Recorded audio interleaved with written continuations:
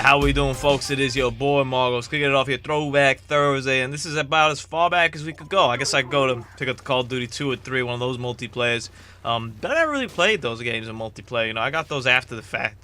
And I got this game after the fact too. This is Modern Warfare, the first one, or Call of Duty 4. And we're rolling out here with the M4. I think the M4A1. Hopefully I'm not too wrong on my gun. We got two C4s. We got the stopping power, and then we got martyrdom. Because before this, I was playing domination or something, and I wanted to leave those grenades. And honestly, I haven't really unlocked anything useful in that bottom tier, so whatever. We'll leave nades for them. Why not? I hate it, but you know, it's life. Like I said, this game I played it over. I remember I didn't have an Xbox at the time. I was in college, and a buddy of mine, Junior, got his, and then he got this game with it. And he was telling me, you know, how great this game is. This game's gonna redefine everything. This game's amazing. And I'd seen the reviews, and it got great reviews, and I was like, I guess. I don't know. I wasn't really into the whole online multiplayer scene at that point. The only games I'd really played before this game came out online were like Diablo. That was it. Like Diablo 2. I didn't really touch any other game. Maybe an Unreal Tournament. That was about the closest thing to an online first-person shooter I even bothered to play. I missed all those SOCOM games and all that stuff. I didn't really get into all that kind of stuff. But whatever, they told me that this game was gonna redefine. I'm like, okay, well, yeah, I believe you, but we'll see. And then I went over to his room once, and I remember playing it, and I was like, dang. I was like, this is kind of good, man. This feels sharp, feels smooth. Okay, I was like, I can see where you're trying to get to. It was very realistic, which was something I think that really pushed the series at the time. I don't think there was anything that was so well made that was so realistic at the time. I'm sure there were other games out there that, you know, showed you a war, but this was, you know, the U.S. was in Iraq. We were over here fighting in these deserts over here. This is kind of, it was just kind of realistic right here. It's kind of hit home.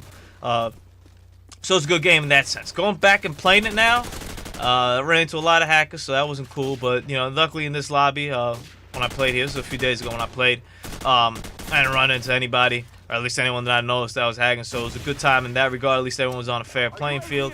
I never used C4 in this game before, but I figured they give you two of them, and I didn't have anything else to do, so I was like, why not? But there's no like quick tap C4, no double tap X unless you have like your weapon out, and you have to like switch your weapon in and out.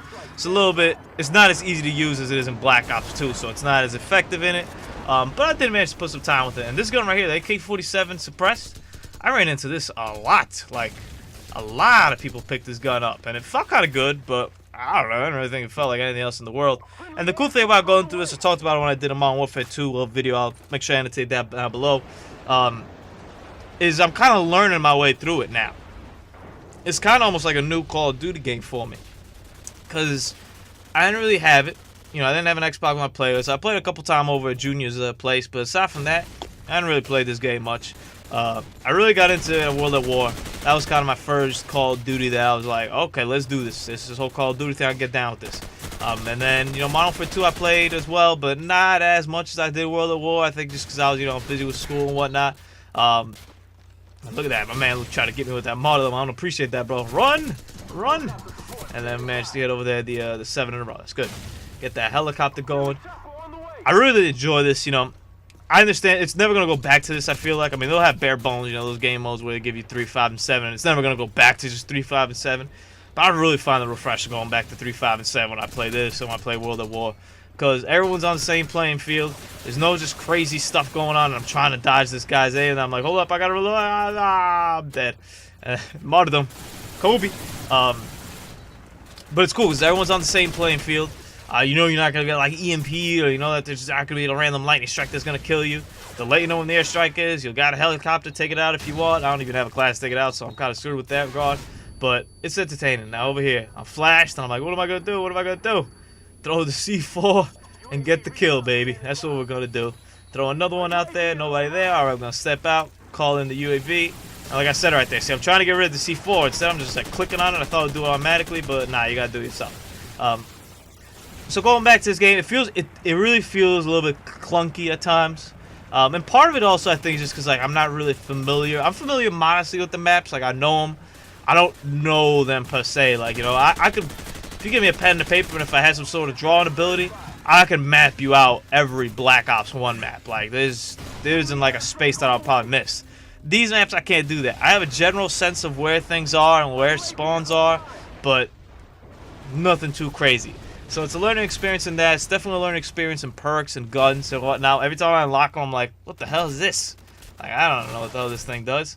So that's a learning experience. It's also a learning experience. I think I'm level like 10 or 11 or 13 or 15, I think, at this point. I was like, man, what the hell? I was like, I thought I was a little bit higher, but like I said, I have an Xbox down in college, so I was just playing on Junior's account. So I'm sure John Rob's character is a lot higher than mine.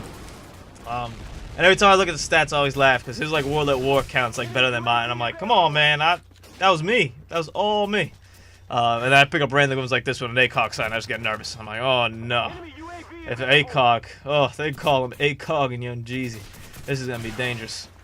I'm looking over here trying to figure out, and I hear people. One thing that's really good in these old games that they don't have as much, and I can kind of understand why I did away with, is the hearing, the listening. You could really hear where people are coming from, man. Like, you could pinpoint accuracy, like where these guys are coming from, and it's definitely a big advantage if you're wearing a headset. I just got regular Turret Beach, so I don't got anything crazy, but you could really hear these people out. It's interesting. It's a very interesting dynamic, and it adds a lot to the experience. I'm throwing over here some C4, nothing. I'm like, you know what? Might as well just chuck another one and see what happens.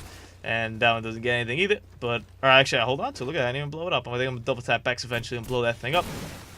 There we go. And get absolutely nothing with it. I've been doing that a lot lately, too, man. Just leaving it over there, kind of treating it like a claymore. Leave it over there and then just blowing it up. So, hopefully, I'll bring you guys some more Modern Warfare footage. It's definitely a fun game to play. If any of you guys got it, man, make sure you let me know, man. I'd like to hop on with some people, and then we get the double kill there for the final kill. Look at that. Got lucky there. I think we go 20. Yeah, there we go. Bring up the screen. 22-5. So not bad, not great, but not bad. Hope you all enjoyed Thursday, man. Tomorrow, Freestyle Friday. I'm sure there's something good in tune.